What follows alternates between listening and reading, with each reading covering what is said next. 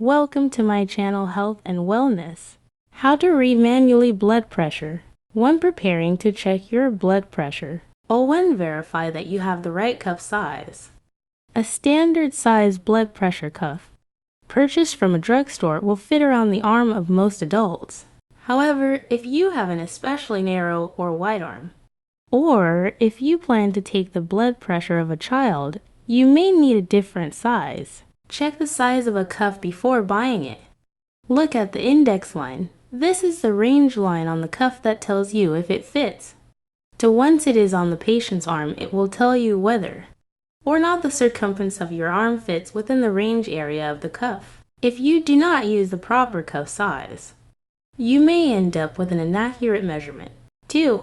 Avoid factors that can increase blood pressure. Certain conditions can cause blood pressure to spike temporarily. In order to get an accurate measurement, you or your patient should avoid these conditions before taking your blood pressure. 3 factors that can affect blood pressure include stress, smoking, exercise, cold temperatures, a full stomach, a full bladder, caffeine, and some medications. Blood pressure can change throughout the course of the day. If you need to check the patient's blood pressure regularly, try to do so at the same approximate time each day.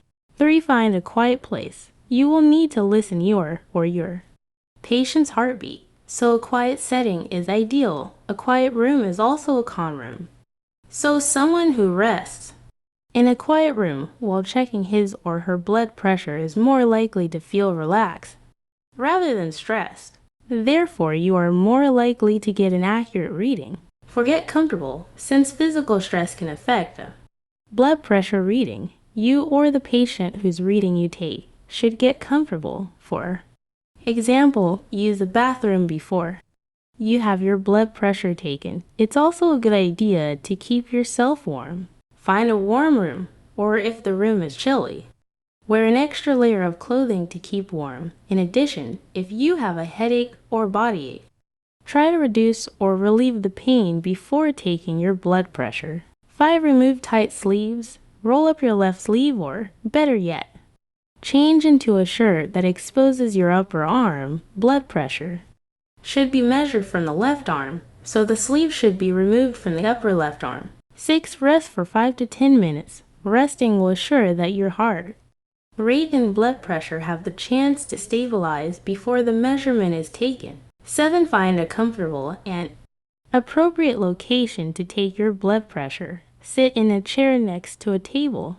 Rest your left forearm on the table. Position your left arm so that it rests at about heart level. Keep the palm of your hand facing up. Sit up straight. Your back should be against the back of the chair and your legs should be uncrossed. Part 2. Positioning the blood pressure cuff. 1.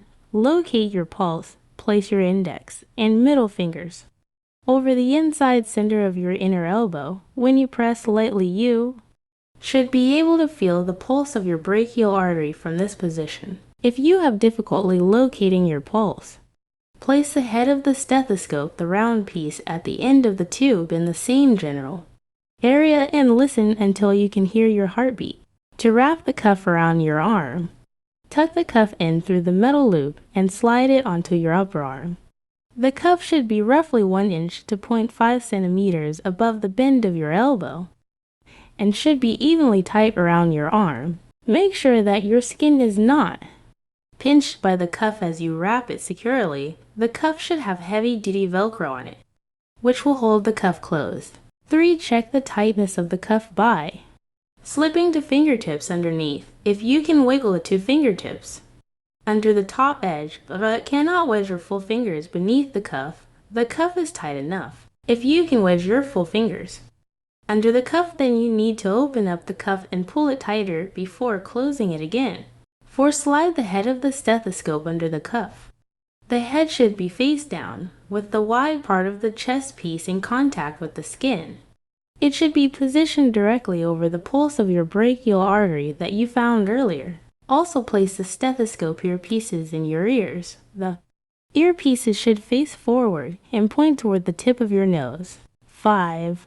Position the gauge and the pump. The gauge needs to be positioned where you can see it. Hold the gauge lightly in the palm of your left hand if taking your own blood pressure. If taking someone else's blood pressure, you can hold the gauge in whatever position you want as long as you can see the face of the gauge clearly. You should hold the pump in your right hand. Turn the screw on the pump ball clockwise to close the airflow valve if necessary.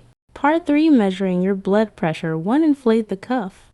Rapidly squeeze the pump bulb until you no longer hear the sound of your pulse through the stethoscope. Stop. Once the gauge reads 30 to 40 mmHg above your normal blood pressure. 2. Deflate the cuff. Open the airflow valve by twisting the screw counterclockwise. Let the cuff deflate gradually. The gauge should fall to millimeters, or 2 lines on the gauge, per second.